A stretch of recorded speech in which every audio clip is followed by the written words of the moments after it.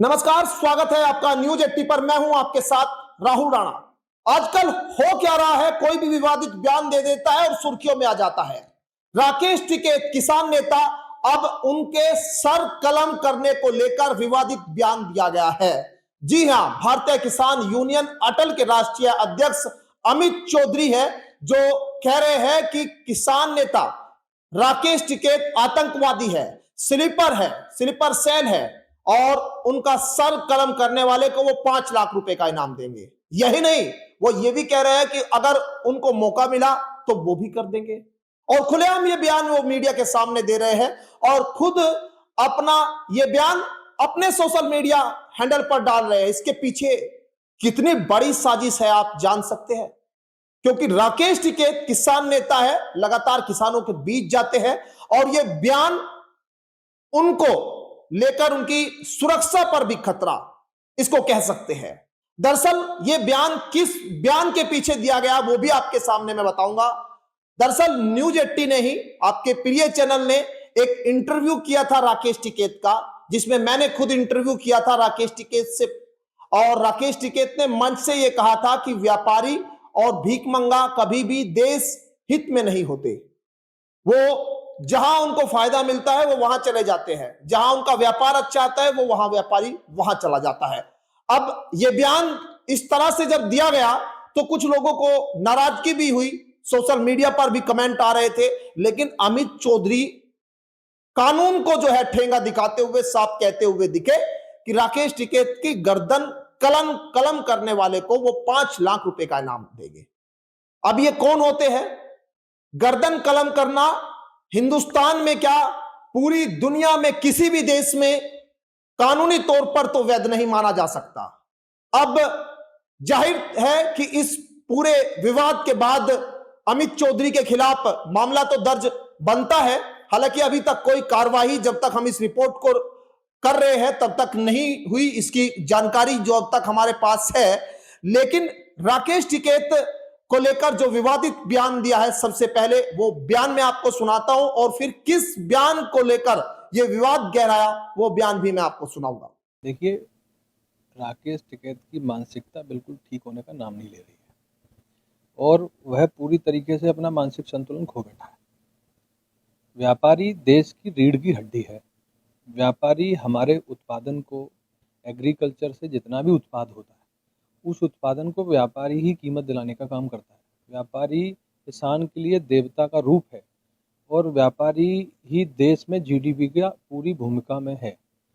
अगर हमारे देश का व्यापारी नहीं है तो पूरा देश ही नहीं है, इकोनॉमी खत्म हो जाएगी। तो इसलिए राकेश टिकैत बार बार एक चाहे व्यापारी हों, चाहे हमारी हमारी हमारी हमारी सरकारें हों या अन्य चीज़ें हों, वो बिल्कुल पागल हो चुका है। अभी उपद्रव के बाद भी इस तरीके से बार बार टारगेट करना, स्टेटमेंट देना, ये तय कर देता है। जिस तरीके से पुराने टाइम में कोई पागल कुत्ता हो जाया करता था तो उसको जो है, चूँकि वो किसी को काट ना ले तो उसको उसका इंतज़ाम किया जाता था। इसी में मैं समझता हूँ कि राकेश टिकैत चूँकि देशद्रोही है, आतंकवादी के रूप में काम कर रहा है, स्लीपर सेल के रूप में काम कर रहा है, तो कहीं ना कहीं हमारे यूनियन के लोगों को या अन्य संगठनों के लोगों को ये पगड़ी उतारने से काम नहीं चलेगा। ये तो बार बार इस तरीके की हरकतें इसकी बंद नहीं हो रही। तो मैं समझता हूँ ऐसे आदमी सरकलम कर देना चाहिए और जो भी व्यक्ति इसका सरकलम करेगा उसे भारतीय किसान अटल की तरफ से 5 लाख रुपए का इनाम भी दिया जाएगा। क्योंकि जब कोई पागल हो जाए, देश को जो है इस तरह नुकसान पहुंचाए, देश के व्यापारी के लिए इस तरीके की सोच रखे कि अब हम इनका इंतजाम करेंगे, कह रहा है इंतजाम करूंगा व्यापारियों का, ये क्या इंतजाम करेंगे? ये खुद पागल हो गया है। इसलिए मैं चाहता हूँ अगर मौका मिलेगा तो मैं भी करूँगा, इसका सरकलम किया जाए और जो भी व्यक्ति करेगा उसे 5 लाख रुपए का इनाम दिया जाएगा। तो सुना आपने, राकेश टिकैत को कह रहे हैं कि वो स्लीपर सेल है, आतंकवादी है, व्यापारियों पर अशोभनीय टिप्पणी की है, इसीलिए वो कह रहे हैं कि अब सर कलम करने वाले को 5 लाख रुपए का इनाम यहां वो देंगे। अब इस पूरे घटनाक्रम के बाद सियासत भी तेज होनी है, किसानों में भी उबाल है और यहां कानूनी कार्रवाई भी होनी है। लेकिन पहले वो बयान एक बार मैं आपको सुनाता हूं, जिस बयान के बाद सियासत में इस तरह से भूचाल देखा जा रहा है और यहां किसान नेता को विवादित बयान उनके ऊपर जो दिया गया है, पहले राकेश टिकैत का बयान सुनिए। आपने कहा भीख मंगे और व्यापारी जहां होते हैं वो देश हित में नहीं। नहीं, भिखमंगे और व्यापारी को देश से प्यार नहीं होता, ना लगाव होता उसको, ना उस जगह से लगा होता, ना उस गांव से होता, ना उस शहर से होता। व्यापारी को अगर इस शहर में काम नहीं मिला तो दूसरे शहर में शिफ्ट हो जाएगा। उसको यहाँ से अनाज बेच के फायदा होगा तो अनाज बेच लेगा। उसको बाहर से अनाज जाकर फायदा होगा तो बाहर से अनाज बेच देगा। उसे भूख से भी कोई लगाव नहीं है। देश में भूख के आधार पर रोटियों की कीमतें तय होंगी। जैसे कश्मीर से लोग आ रहे थे, एक भाई फ्लाइट पकड़ के हम आ जाए वापसी, उन्होंने रेट बढ़ा दिए, 40-40 हज़ार रुपये की टिकट है। तो ये व्यापारी हैं, इनसे बहुत कड़ा मुकाबला करना पड़ेगा, ये दिखाई भी नहीं देंगे। राकेश टिकैत ने व्यापारियों को लेकर, भीख मंगों को लेकर जो बयान दिया, हम उसका समर्थन नहीं कर रहे हैं, लेकिन कोई भी व्यक्ति किसी की गर्दन कलम करने की सीधे तौर पर चेतावनी दे रहा है तो यह भी बर्दाश्त के बाहर है।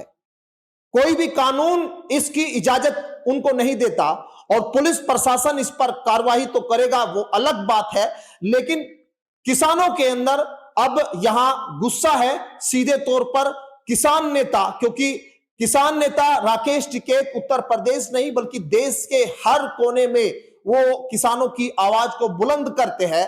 और कुछ लोग तो ये भी कह रहे हैं कि इस तरह के बयान खुद को सुर्खियों में लाने के लिए दिए जा रहे हैं, क्योंकि ये अमित चौधरी पहले भी राकेश टिकैत को लेकर एक मामले में कोर्ट में चल रहे हैं, विचाराधीन है ये मामला राकेश टिकैत पर। उन्होंने यहां कई आरोप पहले भी लगाए हैं और कई तरह की टिप्पणियां राकेश टिकैत पर ये अमित चौधरी हमेशा करते रहे हैं, लेकिन अब तक ये इतना बड़ा बयान नहीं दिया था। शायद अब ये बड़ा बयान देकर सुर्खियों में आ सकते हैं, लोग अब इनकी चर्चा कर सकते हैं, क्योंकि राकेश टिकैत यहां जब भारत पाकिस्तान के बीच तनाव की स्थिति थी उस वक्त उनके बयान यहां सोशल मीडिया पर चर्चाओं में, नरेश टिकैत के बयान उनके चर्चाओं में थे।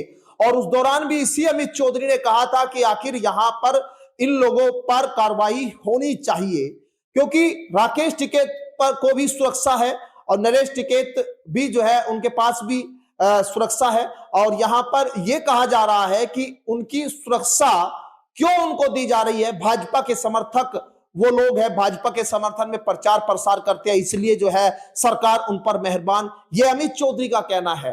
और यहां अब इस बयान के बाद में किस तरह की कार्रवाई प्रशासन की ओर से होगी, लेकिन इतना जरूर हम कहेंगे कि किसी को भी कानून हाथ में लेने और कानून को चैलेंज करने की इजाजत इस देश का संविधान नहीं देता।